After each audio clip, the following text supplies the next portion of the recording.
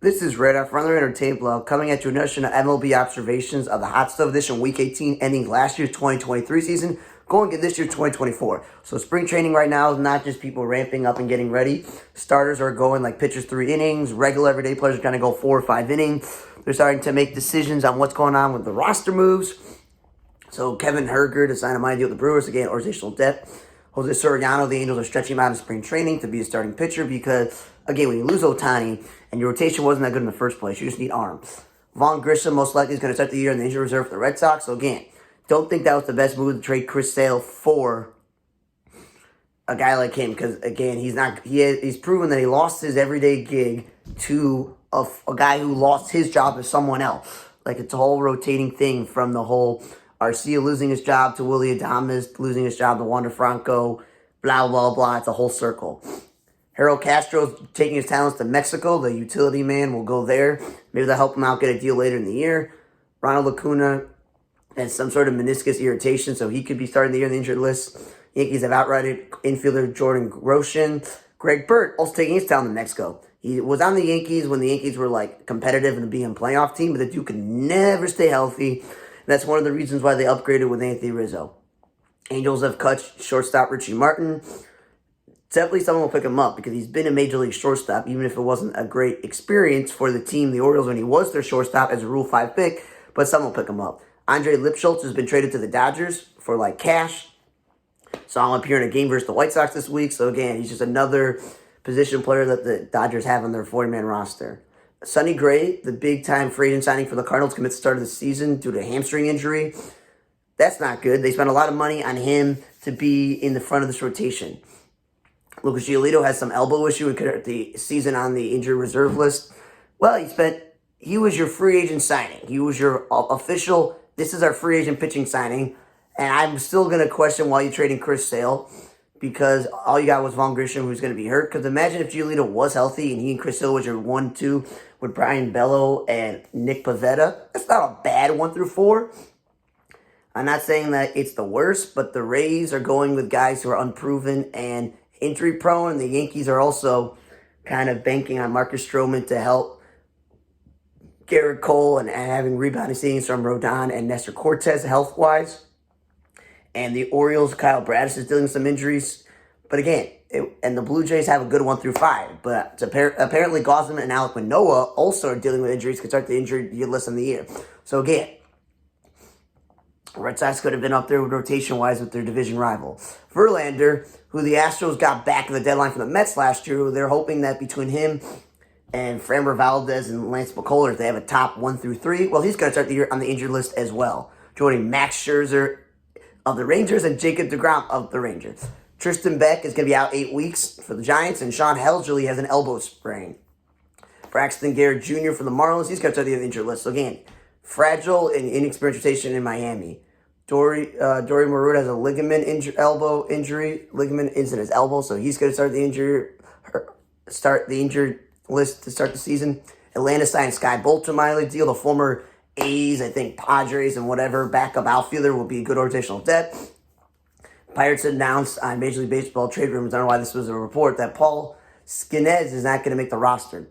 Okay? Luis Medina has a grade 2 MCL sprain, so that's not good. Caleb Killian was going to be out several weeks with a tres major strain for the Cubs. Robinson Cano is joining Harold Castro and Greg Bird, joining one of the teams in Mexico, because this guy's going to want to play for the rest of his life. Obviously, we have no idea if any of his numbers are real because he has been busted for PEDs before, and he kind of bounced around a little bit in the last few seasons of where he's actually going. So when he comes up for the ballot, because it will be 5 years since he last played in the majors, not 5 years since he last played any professional baseball, question to see who gives him votes.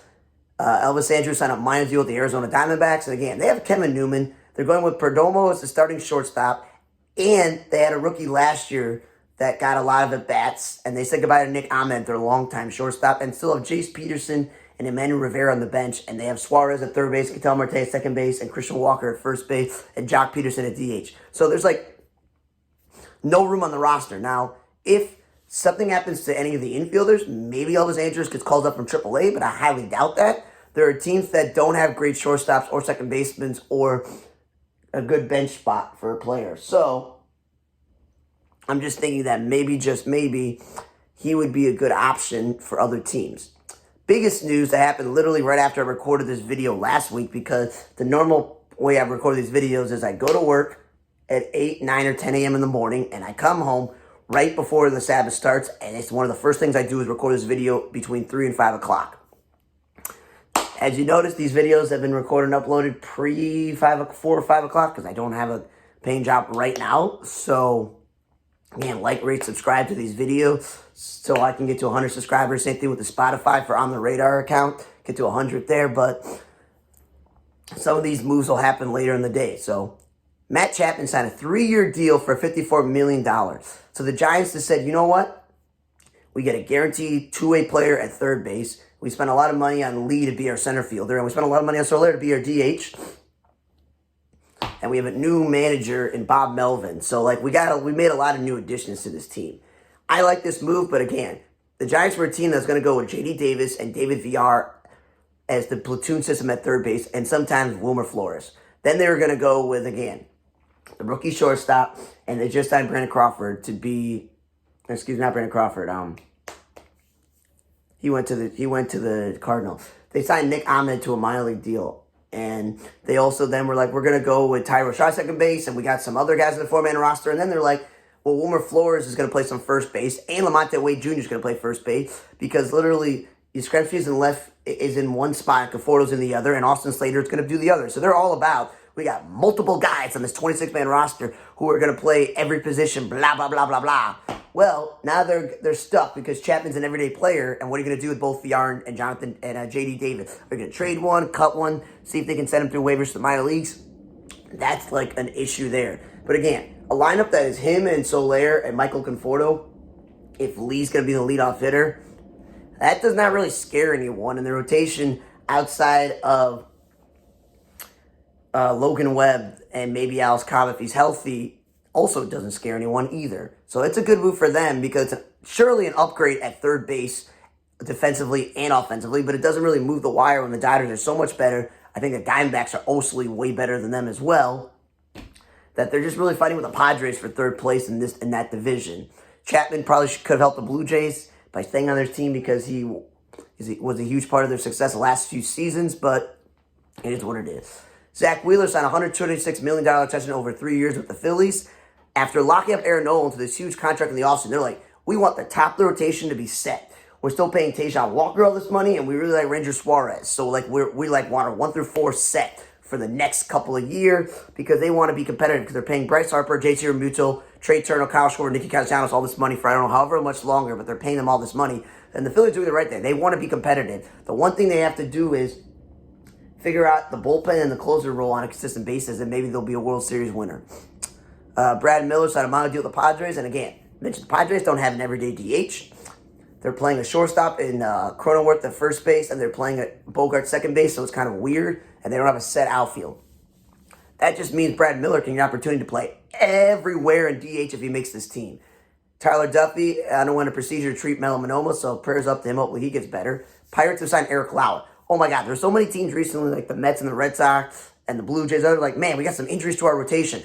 What are we going to do? And they listed like Johnny Cueto and Michael Lorenzen and Blake Snell and Jordan Montgomery and all these like either top or middle tier starters. And at the bottom, they're like, maybe Eric Lauer. Well, the Pirates were like, we're going to give you a minor league deal. And if you make the team for us, we'll flip you at the deadline because we don't want to pay you that much money. So that's where he decided to go. Jackson Kowar has an arm issue. He's going to miss some time. Abraham Monte is going to Mexico, joining all these other guys. Trying to sign Justin Garza to a minor league deal. AJ Puck has got the year injured on the injured list. Wow, I did this twice. I wrote Eric Lauer and Jackson Kowar twice. Mariners today announced they've signed Ryan Stenek, the former Astro and Rays setup man. So that's a good move for them because he is a very good setup man, and the Mariners bullpen is kind of a little bit of a question there. Other moves are Nationals have signed Eddie Rosario, and again, between Joey Gallo and the minor league deal of Jesse Winker, I'm thinking to myself, like, they're just loading up also on corner infielders and outfielders by signing Nick Senzel to play third base this year. That Gallo's either going to start in left field every day because Victor Robles and Lane Thomas have the other two spots handled, or he's going to start at first base or DH and split with Joey Meneses because Nick Senzel is going to play third base. Getting Eddie Rosario means either he's going to be everyday left fielder or he's going to be everyday DH. I feel like Gallo, because he's really good, he's been a good defensive player, that you probably want him in left field. Eddie Rosario is not. That's a good move for them, because imagine a lineup with Joey Gallo, Eddie Rosario, Joey Meneses. I feel like that is better than what they've had before.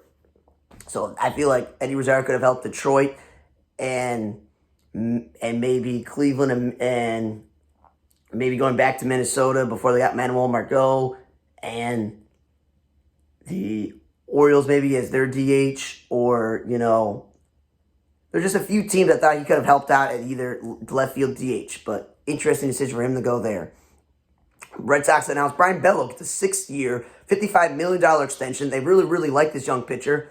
But imagine if you had Chris Sale, Lucas Giolito, Nick Pivetta, and Brian Bello. That's not a bad rotation, but whatever.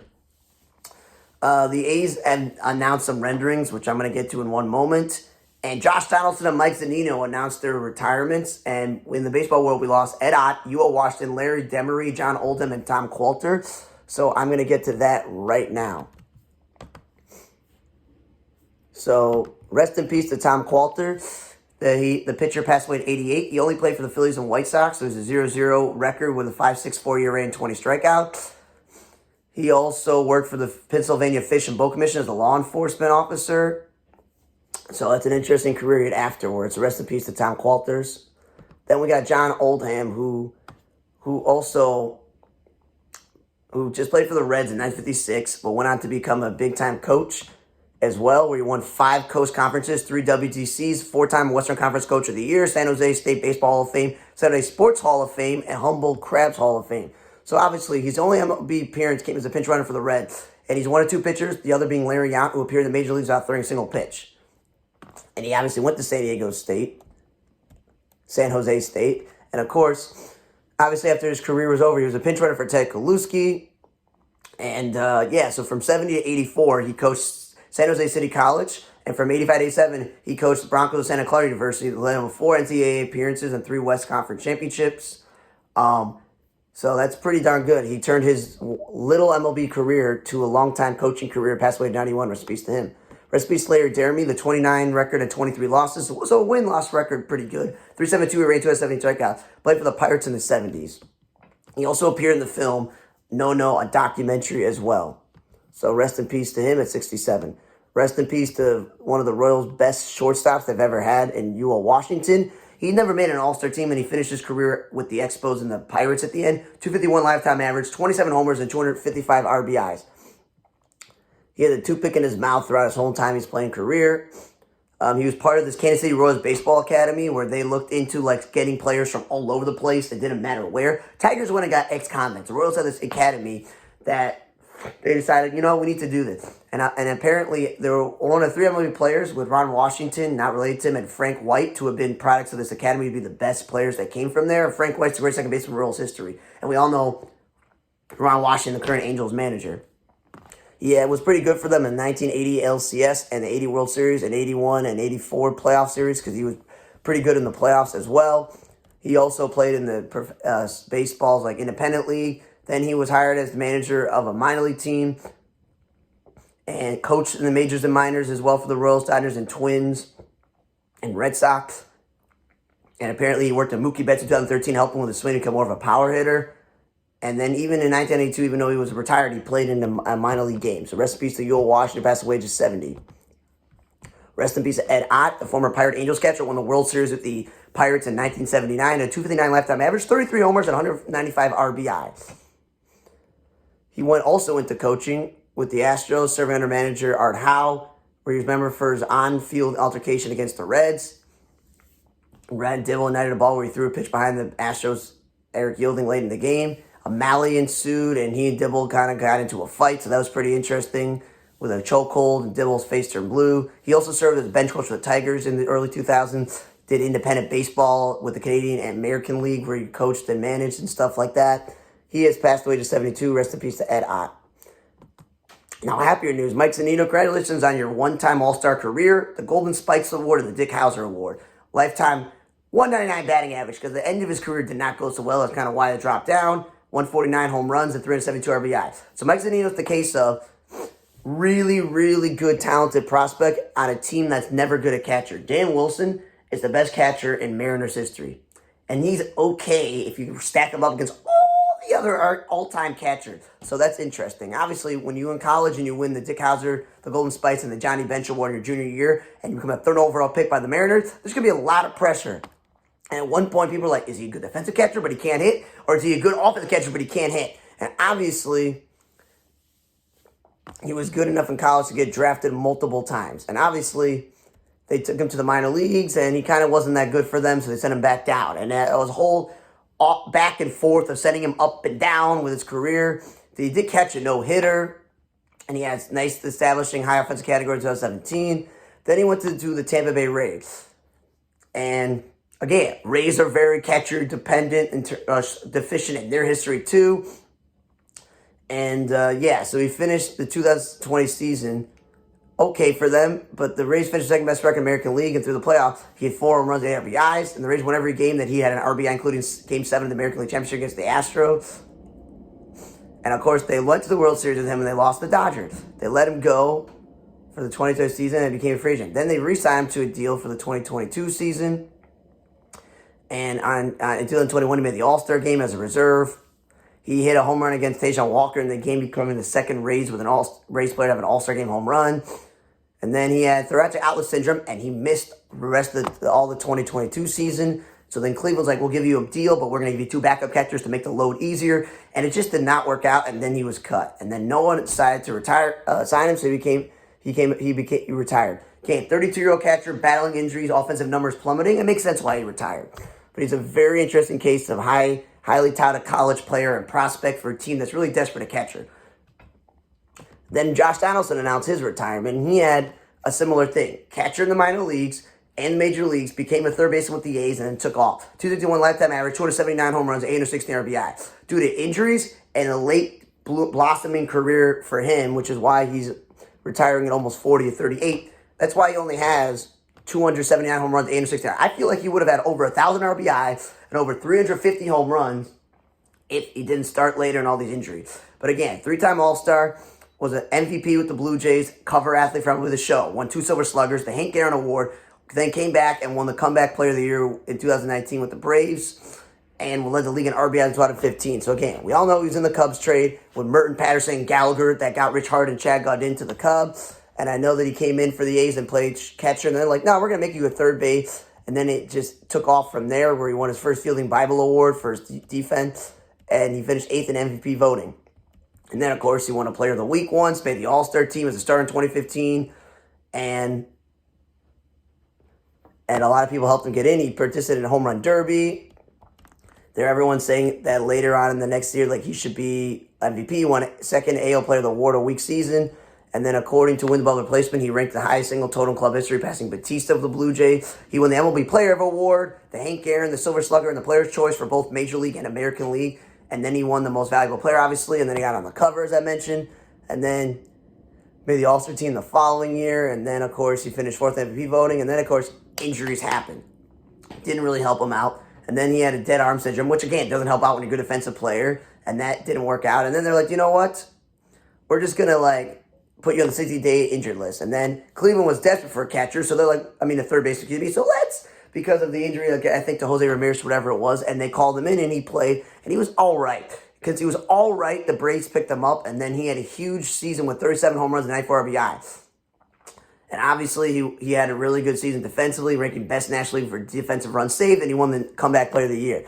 That helped him get $92 million from the Twins, where he was pretty good in the shortened 20-game season because of the pandemic. And also because of injuries for him.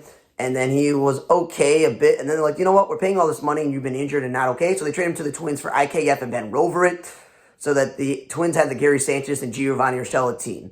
And then obviously he had some moments for them and whatnot, but then it just did not work out with injuries, so they cut him. And then he ended the season with the Brewers in the minor leagues, and then he helped and they played for the Brewers at the end of the season. So at least he got to finish his career in the major league. So, again, a really good career in a short period of time due to injuries and being a journeyman in a bit of a way from being traded in trading positions. So he has the highest single total WAR of any Blue Jays player in a season, most runs scored for All-Star break, 3 homer game, He scored the 2 millionth run in MLB history, the 31st ultimate grand slam in MLB history. Again, player of the most valuable player award, Hank Aaron, home run derby twice, fielding Bible, 3-time All-Star player of the month, 4-time player of the week, player choice for both the league and the American League, 2-time Silver Slugger, and Sport News player of the year. So that's a pretty good career for Josh Donaldson.